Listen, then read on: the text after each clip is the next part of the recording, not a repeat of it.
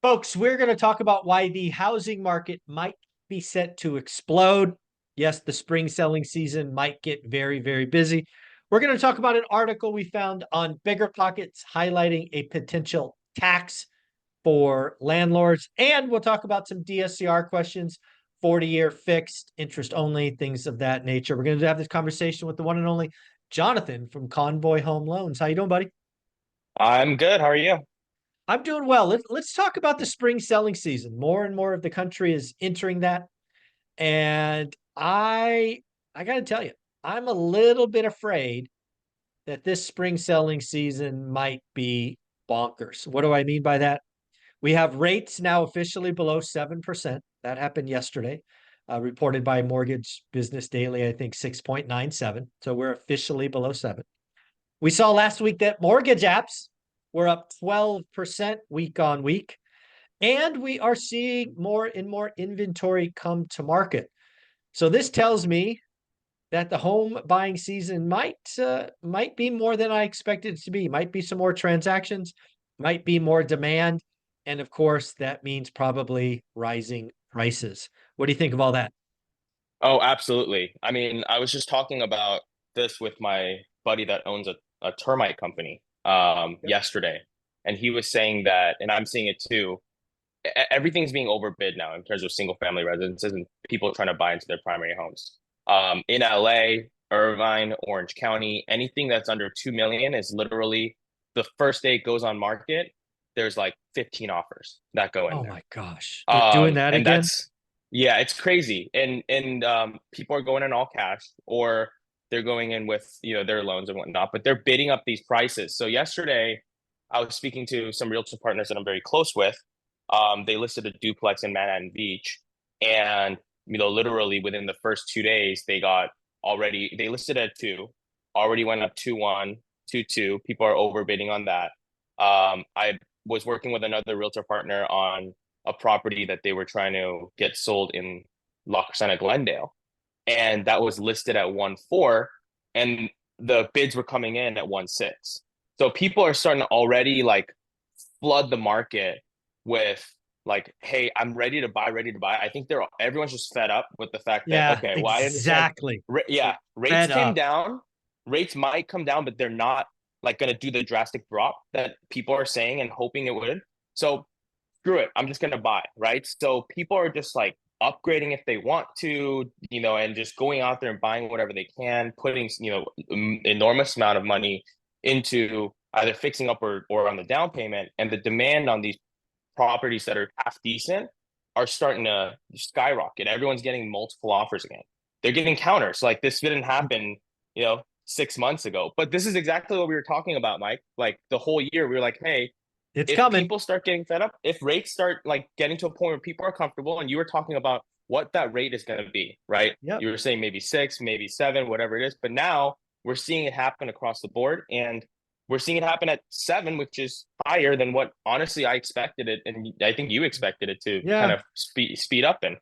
I think the consumer is they're so interesting to follow and track, and I've been studying them for 30 years. And really what it comes down to is consumer psychology. At some point, a couple of things happen. One is they have like a floor or a ceiling, whatever you want to call it. Basically, Mm-hmm. on this side of the number, it's bad, and on this side of the number is good. And I fear, and we're going to find out over the next 3 or 4 weeks, that that number for mortgage is 7. What do I mean exactly? 7.02, bad. 6.97, good. Right? You and I both know that's, 5 points, 5 basis points. But to Yeah. a homeowner who's going to be in the home forever, they want to tell their friends they got a mortgage in the sixes, not in the sevens. And then to your point, the consumer over decades, they can hold back for months, maybe quarters. But at some point, that pressure breaks and they go, enough's enough. I give up. I'm just going to buy. And if we get those two things slamming together, 6 is good, 7 is bad. I'm like, think about it. We have buyers in the market that have been trying to buy for 2 years. Yeah. They're like, I'm freaking done. Yeah. It's crazy because obviously we were warning our investor community and our clients like, hey, and you were doing this too, but like get it while you can on a great aggressive deal because there's going to be a time where you can no longer buy things aggressively. And Yeah. unfortunately, I think the page has turned into that, this day when I'm starting Yeah. to see all these offers come in. We were talking a month or two ago about offers or listings sitting stale and all of a Yeah. sudden picking up traction, right? This is now a different than that because these are new listings that are coming on market that are It's getting freaking bombarded. Nuts. yeah. And I fear that I fear that this is going to come to much of the country as more and more of the country enter the spring selling season. If rates do stay below 7, they go to 6.9, 6.8. I really fear the buyers going, I give up. I'm tired of waiting, Mhm. right? And the spring again, the spring selling season, just so I'm clear, I think I think we do I think we did like 4 million transactions last year, like existing home sales. I'm not calling for any kind of crazy growth. I'm calling like 4.2, 4.3 million. So, up 8%. But if we unlock that marginal demand, you could see prices run 5, 10% in some markets. I mean, it could, and to be clear, I'm not calling for this. I'm not wishing for this. I'm just saying if you unleash demand and there's no supply, that happens. I mean, it's a supply Yeah. demand equation. It's crazy. Yeah, and obviously that hurts the investor because investors can't Exactly. invest past a certain number, which Yep. will segue into the next thing, which is kind of interesting. But the primary residence people that are looking to buy right now, like if you can lock something in at a good price, like lock it in, even if the rate's a little higher, 7, 6, whatever. Tell your friends you got a 6. Who cares? They're not going to ever look. Let me see your mortgage statement. You know what I mean? Yeah. So instead, like just get it, lock it in because it's a good deal, right? Lock up every good deal you can, and then you can always refi later. But the difference in payment, typically between like 6, 8, and 7, is maybe a couple $100 for the It's most not. of the country, right? Unless you're Yeah. in California. But it's like still, even then, it's only like $400 or $500 a month, which is like, would you Yeah. rather get the appreciation on the run up, Yeah. or would you rather pay a higher enter at a higher price? Yeah. Well, let's switch to this article that you were nice enough to send me from Bigger Pockets. Bigger Pockets wrote a blog highlighting a brand new government proposal. It's not approved, but basically another proposal going after the greedy landlords who are taking single family homes away from owner occupants. Kind of highlight what you saw in that for me. Yeah, it's well, the article was basically stating that the people there's a high uh percentage of homes being bought up, single family homes in particular, by institutions, Wall Yep. Street. When Blackstone, especially BlackRock, were buying a bunch of properties, right? Hmm. They're talking about that. They're talking about just the investors in general who are buying all these properties. Investors potentially that we fall kind of in that bucket too of like you and me, Sure. where we go out and buy properties as well because we're willing to pay a certain amount. Hmm. And the claim is by doing that, we are taking away homes from people that are trying to buy homes to live in, Hmm. right? And we are driving up rents, we are driving up the prices, and we are the worst people on the planet because we're doing so. Which Yeah. we talked a little before off camera, but rents right now are lower than mortgage payments. Yeah. So a lot of these So people, so who's winning that equation? Yeah. yeah, it's like a lot of these people that were only going to put down 3 to 5% to buy the property, anyways. Yes, they maybe could have bought the property, but the payment that they're actually making on affordability is less Mhm. on an actual mortgage than actual rents, right? There's a lot of things Yeah. wrong with the article that I think that they try to paint us as a bad picture. Well, there's a growing crash bro theme that says that 40% of all single family homes are owned by Wall Street. That is factually embarrassingly wrong. Yeah. Even in this article, I think they highlight that the big players they own something like 400,000 homes. I scanned it briefly. Think I saw that in here. Yeah, 400,000 homes. So again, we do have some big home players that started after the Great Recession. Obviously, Warren Buffett made that famous comment, if I could find a way to manage them, I'd buy all the single family homes. So folks like Blackstone and others have done this. And but let's be clear, the big boys they own about 1% of rental homes, not 40%. Yeah. But yeah, this is a tax that's clearly going at them. They're saying if you own 16 to 25 homes, you're going to be taxed 1% of purchase price. If you have 26 to 100, you're going to be taxed 3% of purchase price. And boy, if you own 100 or more, that's a 5% yearly tax. That will change the numbers drastically for Yeah, owning and I singles. mean, it's really unfortunate because obviously I think LA was one of the first markets to kind of see something like this, right? With the ULA tax and Mhm. Yeah, mansion tax, right? yeah, We yeah. saw That that was anything that over was a great sales job. Was it it's 10 like, million bucks or something? And it's all yeah, real estate, not just mansions. yeah, it's crazy. But 4.5 million, 4.5%, whether you make money or not. And then same thing, 10 million up, 5.5%, whether you make money or not. This is the same thing, but this is on a global scale, right? On a US scale, which is really unfortunate that the government is trying to, people in the government are trying to take away our ability to invest in real estate, Yeah. which is which is actually going to take, I think, do more detriment than right, because not a lot of people have the money to put down to buy these houses, right? Mhm. We are offering, like, a lot of landlords that are good landlords are coming in, making the properties and providing homes and livable situations for a lot of people that wouldn't be able to live there naturally, Oh right? yeah. So Yeah. I think that obviously that tax, hopefully it doesn't get passed, but this is like the same thing that happened in the beginning of the year about the 1031 thing. They were trying to take that away, right? They're trying to take away the grandfathering of property taxes in LA. Like, this is, it's all just stuff that's attack against the real estate investors and disincentivizing people from owning real estate. I think at the end of the day, right? Yeah. No, And it absolutely it's is. unfortunate. Yeah. You know what?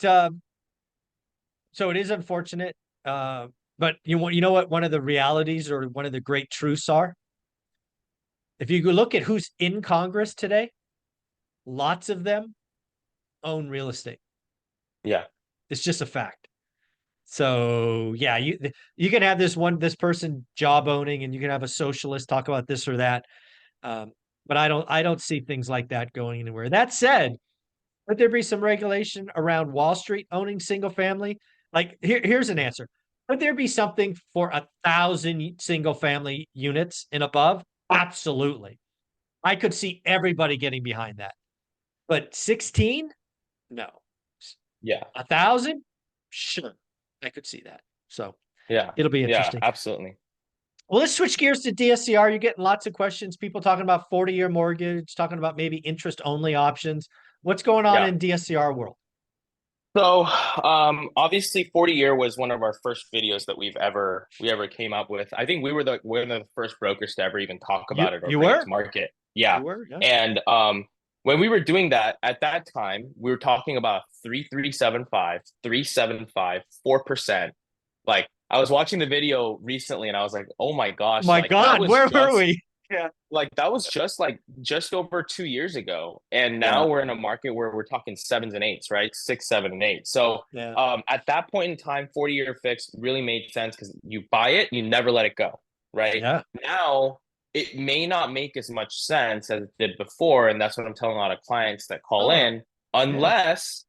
unless you're going to 100% keep that property and never refinance out of it over the next 40 Yeah. years, right? Yeah. Because it may not make sense to refi in the future, especially on the smaller balance stuff. It may not Yeah. make sense to refinance. So Yeah. in that case, and if you're planning to do that, then go ahead and buy it and keep it on the 40-year. Where that happy place is, where the 30-year and the 40-year are pretty similar in terms of pricing, is if the 40-year, or if the debt coverage is over 125%. So with one of Ah, our investors, okay. if your debt coverage is over 125%, the hit in pricing is not there for the 30 Hmm. versus the 40.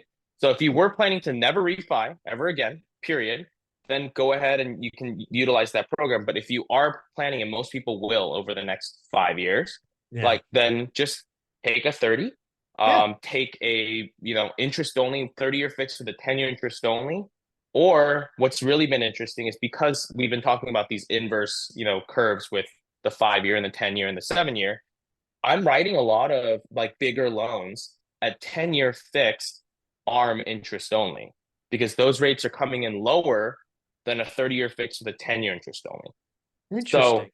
it's Okay. really interesting how that's working right now, but it is, right? And we have to always be, kind of chameleons and adapt as the market changes. But so I'm writing a lot of those on bigger loans because the payment difference is big enough Oh to yeah. make a difference, like $1,000, $2,000, while they Sure. stabilize. And on top of that, with one of our investors, the difference in rate between a 5 year prepayment penalty and a 1 year prepayment penalty is only 0.125 or 0.25% Oh, wow. Do that in the all rate. day. Yeah. Yeah. Yeah. So all day long, right? So I'm telling people like, hey, the difference in payment is maybe $100, maybe 150, but having that the handcuffs taken off after a year Yeah. is a Definitely worth game it. changer.